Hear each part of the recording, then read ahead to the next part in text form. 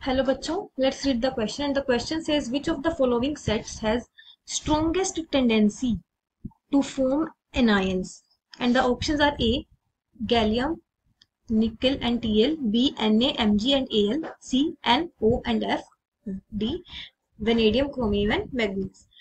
तो चलिए सबसे पहले हम इस क्वेश्चन के लिए की कंसेप्ट देख लेते हैं। की कंसेप्ट इज दैट जितनी ज्यादा इलेक्ट्रॉन गेन एंथैल्पी होगी उतनी ही ज्यादा टेंडेंसी होगी to form anions. More is electron gain enthalpy, more will be tendency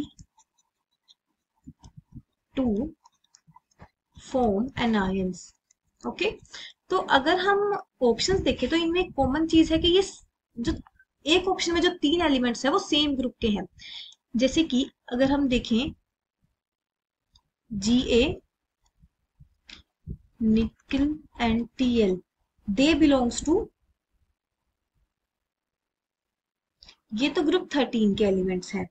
okay, तो अगर हम ऑप्शंस में देखें तो नाइट्रोजन, ऑक्सीजन और फ्लोरीन ये सब तो है सेकंड पीरियड के एलिमेंट।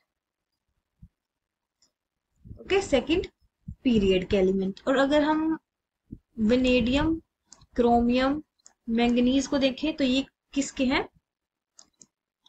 फोर्थ पीरियड के एलिमेंट्स। और अगर हम सोडियम, मैग्नीशियम एंड एल्यूमिनियम को देखें तो ये है थर्ड ग्रुप के elements, third period.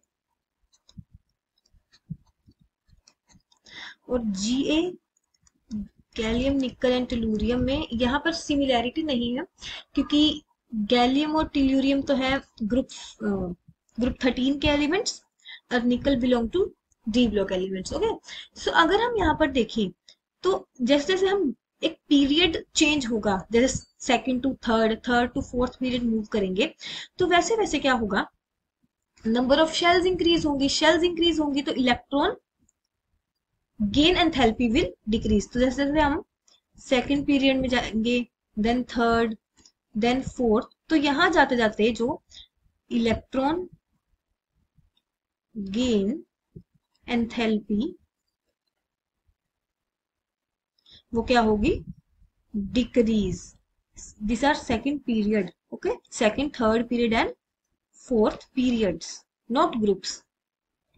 Okay, electron gain enthalpy decrease क्यों होगी? क्योंकि जैसे जैसे हम सेकंड पीरियड में जो इफेक्टिव न्यूक्लियर चार्ज है वो सबसे ज्यादा है, सो इसकी इलेक्ट्रॉन को गेन करने की पावर जो है वो ज्यादा होगी, सो ये सबसे जल्दी एनायन बनाएंगे। So correct answer for this question will be option C. Hope you find your answer and understood it well.